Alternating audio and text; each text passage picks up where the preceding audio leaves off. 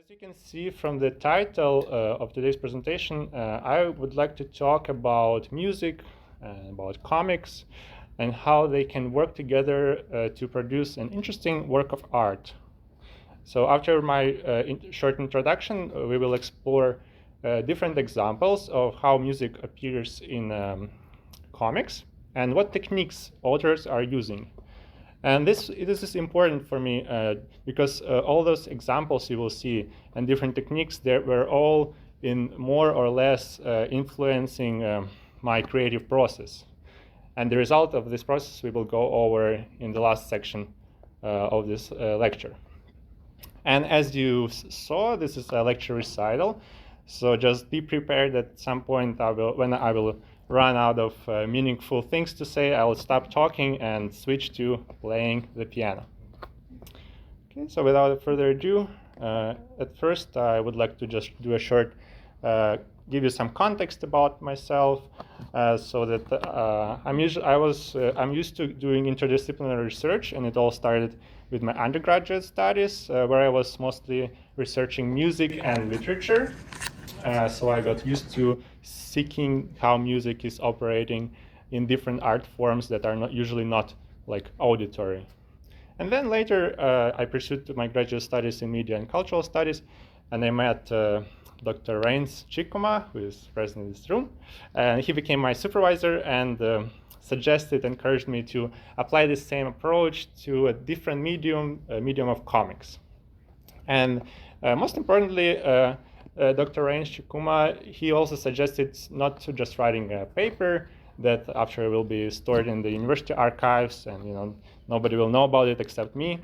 So he suggested maybe you can do something more interesting, so he suggested to apply kind of new methodology called research creation, which gives an opportunity to look at the research question from the perspective of an artist, and this kind of helps to improve the dissemination of the work after your graduation.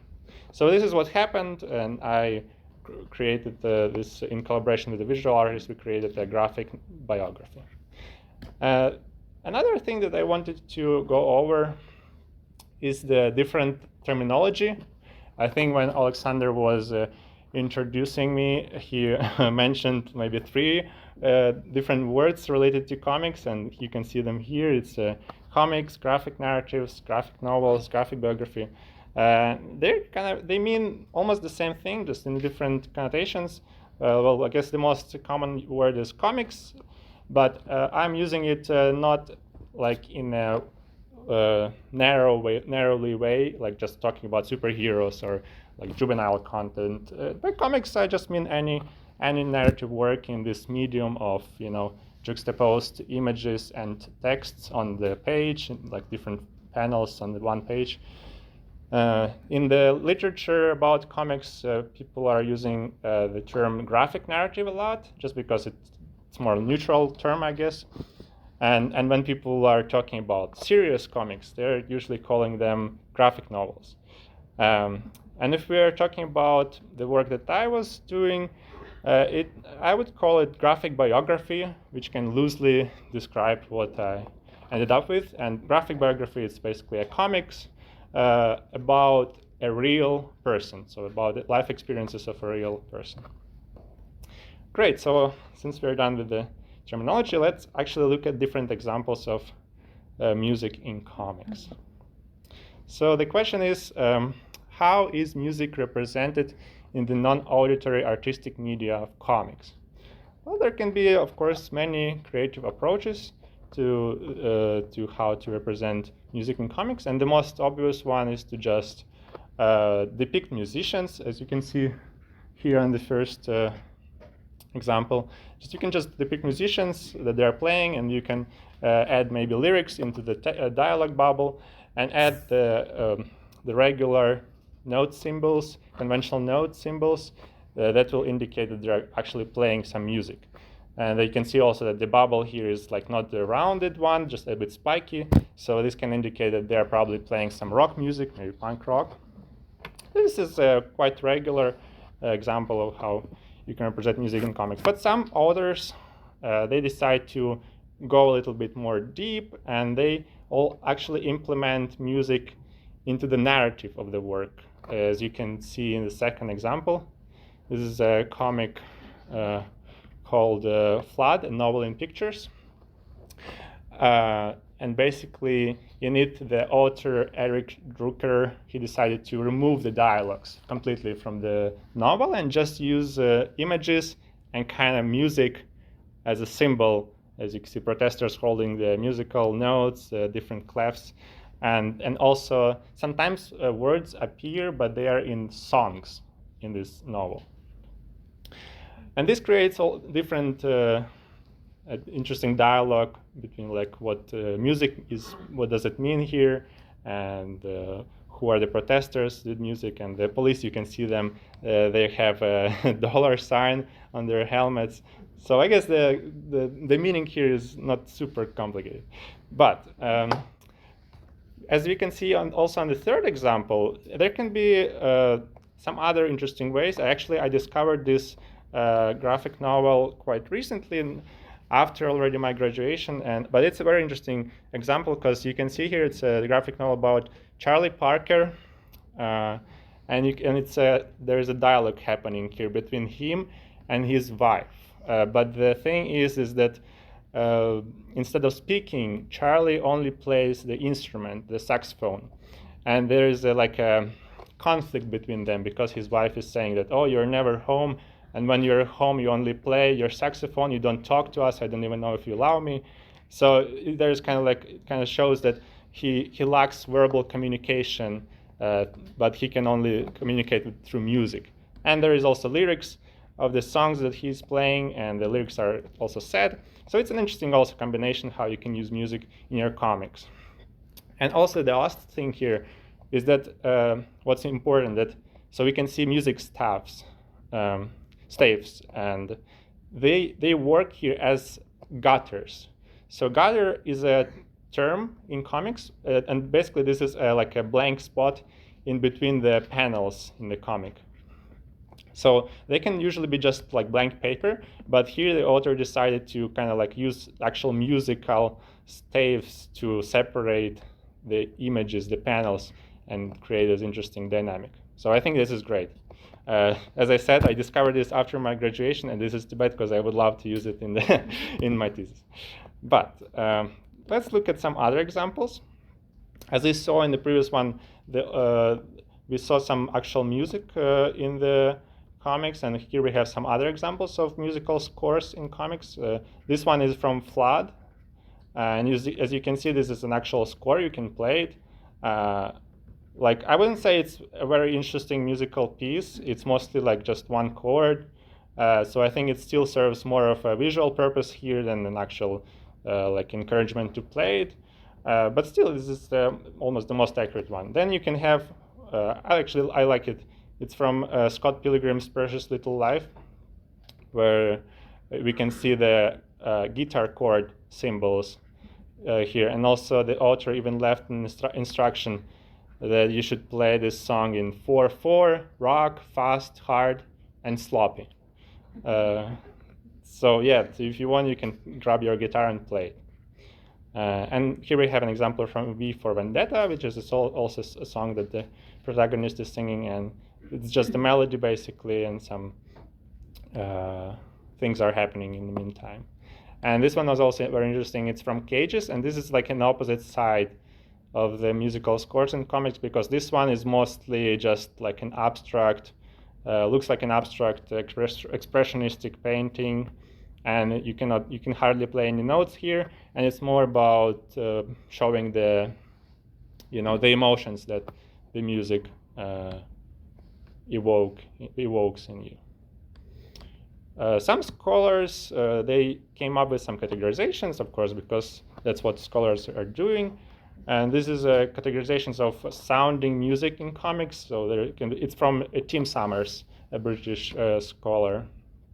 So he suggested 3 types: music, depiction of music without specification. This is basically actually we don't have here. I will show you an example in the next slide. But just so it's basically just someone playing an instrument, but we don't know what he's playing, what kind of music, what the lyrics are. Just the musician who is playing. Then we have second is a representation of a defined, more or less, but fictional musical performance. This is we know the genre of music, we know the lyrics, we know the instrument. Maybe even notes, but this music it doesn't exist outside of comics. It's just in this fictional universe. And of course, then the third one is a representation of music that exists in the outside world, like in the real world outside of comics. And I found an interesting example of that. It's from Uncle's book. It's a comics by a Ukrainian-Canadian author, Jacob Majdanek. From 1930s, and this is I like this example because I found it in the thesis of Dr. Lisa Sambaluk-Cheladin, who was also a big, of course, inspiration for me and a big help during my journey, because she also did a research creation thesis, and her focus was on these comics by Jacob Majdanek. And you can see here two actually types of music in comics. First one is the third type, which is here you can see they're singing Bog Predvichny, which is a Ukrainian God Eternal, like traditional, very famous Ukrainian carol. And we know how this music, well, not everybody, but if you heard it a couple of times, you will understand what melody they're singing. And then the second one, on the second panel, we see the first category, just sounding music, but we don't really know much about what they're actually playing. Although, once again, you can argue that if you've been to like a Ukrainian wedding or to a Christmas party in the 1930s, then you would probably understand what they're playing. All right, so now the last example I wanted to give you, well, many examples, but it's from the graphic novel about Glenn Gould, a famous Canadian pianist. It's called Glenn Gould, A Life of Tempo. And this was probably the biggest inspiration for me. This work influenced me the most in my work. So after I read it, I decided that, wow, I think I want to create something in a similar manner, at least to try. So it's a graphic novel or graphic biography, you couldn't say, by Sandrine Revel. It's a French author. And so she wrote a script and she created the illustrations. And yeah, it's about Canadian pianist Glenn Gould. And what's interesting here that she decided to not do it as a usual, biopic in cinema, like in chronological order, like his life, but she decided to portray his life in different timelines, like non-chronologically. So it's kind of like different vignettes from different periods of his life. In terms of the visual representation of music, it is interesting that Revel, she chose not to use any traditional musical notations here. So you won't see like a dialogue bubble with some notes in it. Well, actually you will see it, but only once. All the other time, it's just images of Gould playing. But as you can see here, it's not just regular images. They look very symmetrical. There is a lot of them, and there is a lot of focus on his body, on his hands.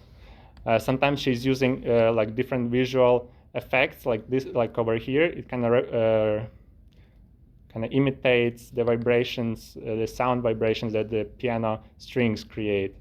And it kind of fills the room.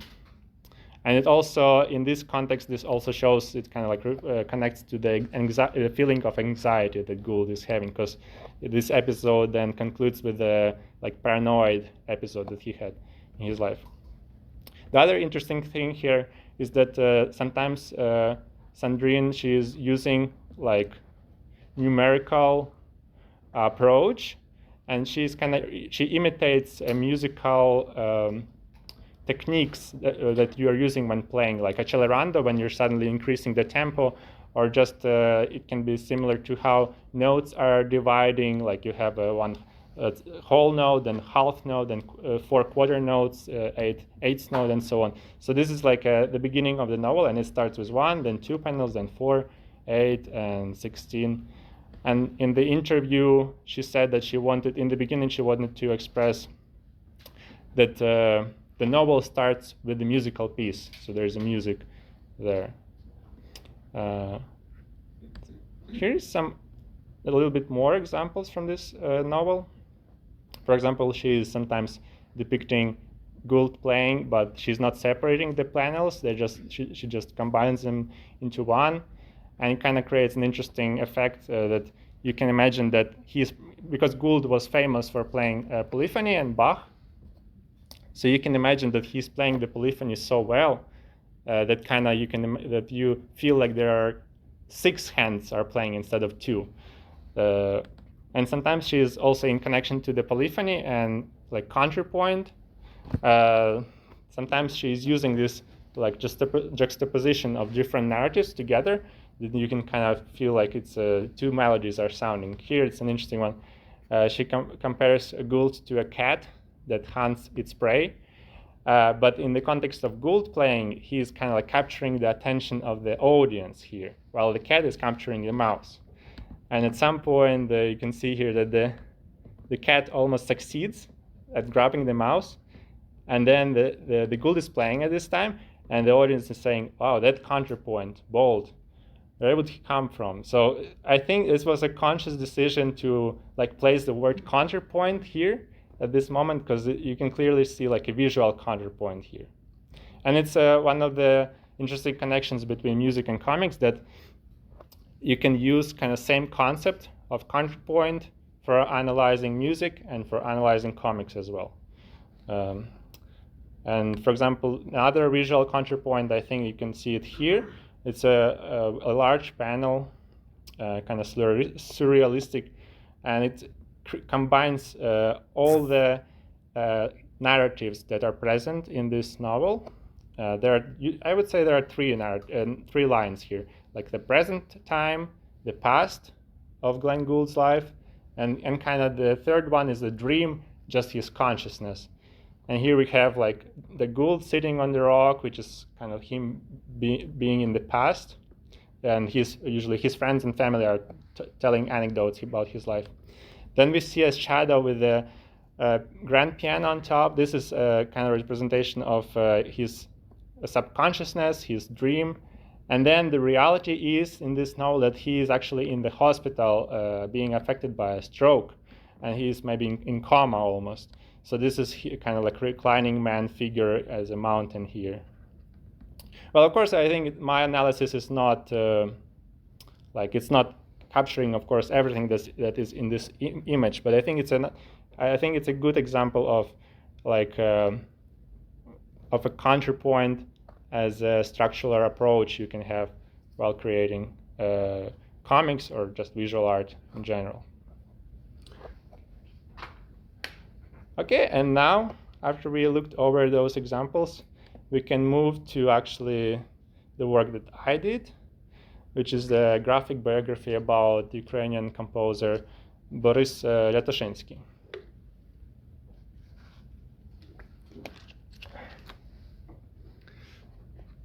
So, as with many types of life narratives, biographies in general, my goal with this was to highlight the life of a significant cultural figure and to discover, on a personal level, challenges that the creator, the author of the comics can face, and especially the one who is trying to create a music-based graphic narrative. And yes, among many musicians and figures, I decided to focus on Borys Liatoshynsky. One can say because he's an influential 20th century Ukrainian composer, and I feel interesting because this is my second presentation in the Kule Folklore Centre, and my first one was dedicated towards Liatoshynsky. So you will see, maybe if you remember, you will see the similar slides I'm using sometimes, but many things have changed since that moment. For example, here I'm saying that when I was creating this graphic biography, I was facing some challenges because there are no contemporary graphic biographies existed about Liatoshynsky. So I had to use different sources like Soviet-era biographies, academic works, some dissertations, articles, whatever I could find. I think one of the most important for me was his personal letters that were published. And so I could use his personal letters to understand his inner world. But well, you know what? I think 2 weeks ago, the first book was released about his life in Ukraine. And I think it just since I started working researching Liatoshynsky, I think I was not, of course, not the only one. And in Ukraine, this urge was even more. So the new organizations were formed, like Liatoshynsky Foundation, and then they started asking researchers to help them with this book, and they started writing this book. And by this year, by 2026, they actually finished it and it was published. I already ordered it, but of course it won't be. I didn't have enough time for it to arrive here in Edmonton. And the title can be loosely translated is it's kind of like Times of the Looking Glass. So it's from Lewis Carroll, Alice in Wonderland. And the subtitle is The Choice of Borys Liatoshynsky. And so I was able to just look at the introduction to this book. And there they had a great phrase that I wanted to share with you. It is that in the collective memory, Liatoshynsky is looking at us like a bronze memory plaque, monumental, strong, but lacking humanity. And here the scholar Irina Tukova, she is talking about this memorial plaque that you can find on the building where Liatoshynsky was living. It's called Rolit. It's from the Soviet times, and it stands from workers of the literature, or literature workers, Robitniki literatury. And so and there were many writers, but there was also one composer, Borys Liatoshynsky, living there. And so and there is a plaque here. And this was pretty much my experience with this composer in school, because I knew he's important. He wrote many symphonies, 2 operas. He finished his higher musical education in Ukraine, which was unusual for that period of time, for the early 20th century. And so he was a great pedagogue. He had many famous students that are still living today and are considered to be like one of the best contemporary classical music Ukrainian composers.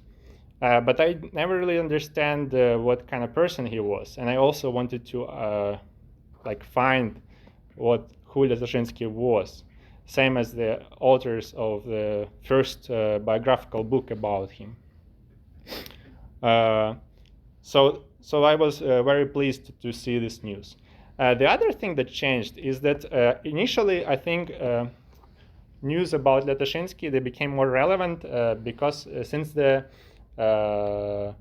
the Music Academy of Ukraine, National Music Academy of Ukraine, they decided, there were talks about changing the name because it had Tchaikovsky in its name, and it was also still relevant when I was writing about Liatoshynsky, and I think 1 month ago there was also a news that the Ministry of Culture of Ukraine, they released a decree that the directors, the director of this academy, he has to change the name, and he had a deadline, I think January 17th, to submit new documents. But I looked at the website, and Tchaikovsky is still there. But this is and it's quite funny. Here, this is the rector, the head of the academy, and I looked at the website, and there was no news about the renaming, but there was one news that Maxim Timoshenko, he topped the ranking of rectors of Ukraine's state higher education institutions according to the whatever institution. Well, I'm still waiting for them to actually change it. But this is the other thing that changed since I started my work about Liatoshynsky. So to create this work, of course, I had to collaborate with the artist, with the visual artist. His name is Ihor Tvoronovych. He's actually a PhD already. That's also the thing that changed. When we started working together, he was only pursuing his PhD program, but now he's graduated as well. He's working in university, teaching about visual arts. And so I was collaborating him. A big thanks to my father, Illia Pokotylo. He because he's working in the same university, and he kind of was our mediator in Ukraine. He connected me with Ihor, and we started working together. He is in Ukraine, I'm here in Canada, and basically what I did was, here you can see it in the next slide. It was the script, just the text. Then I did my best to create the storyboards. Some of them I was making just with images I found on the internet. The other one I was actually drawing with a pencil. I prefer not to look at it for too long. And then, of course, the Ihor did the amazing job of transforming it into an actual work of art. So what else I want to say here?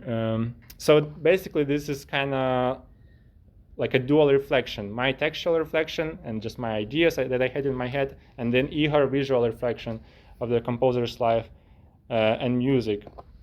And Ihor actually, he was like very influential in this work, not because he was the only one who was creating illustrations, but because of our realities that I'm here in Canada, he is in Ukraine, and of course there's a war in Ukraine. There was difficulties with us having many calls because of the time zones, because there were no internet, no electricity sometimes, where Ihor is living in Kyiv. So I decided to be like flexible and just accept compromises. So not everything that I was envisioning in the final work is actually there in the comics. And we were originally planning to create 7 chapters, but right now only 4 chapters are ready, and you will see them. So we couldn't like completely do the work as I imagined it in my head, but the result that we have right now, I'm very pleased with it, and it really shows like not only my side, but also what Ihor had in his mind when he was creating this work. What's interesting about this comics is that I wanted it to be very connected to the musical work, not just showing music, but actually use a musical piece as a structural base for my graphic narrative. And since I was writing the comics about Liatoshynsky, I decided to focus on his piano cycle reflections. And I think it was a very good choice because it's 7 pieces. That's why I wanted to have 7 chapters. It's 7 pieces, and they're all different emotional tones in them.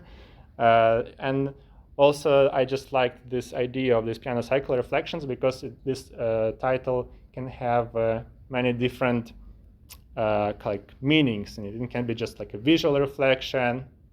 It can be like a reflection in terms of like just thinking about something, reflecting, and like philosophical connotations. But it can also be a structural meaning, like reflection, sort of that you have a structure and you reflect it, like you make an inversion, you make other operations with it, and that was what Liatoshynsky kind of was doing with it. There are 2 teams, and he just like worked with them, and he creates variations of these 2 teams, and based on that, he was able to produce a musical work that lasts for about 18 minutes, 7 pieces on the piano.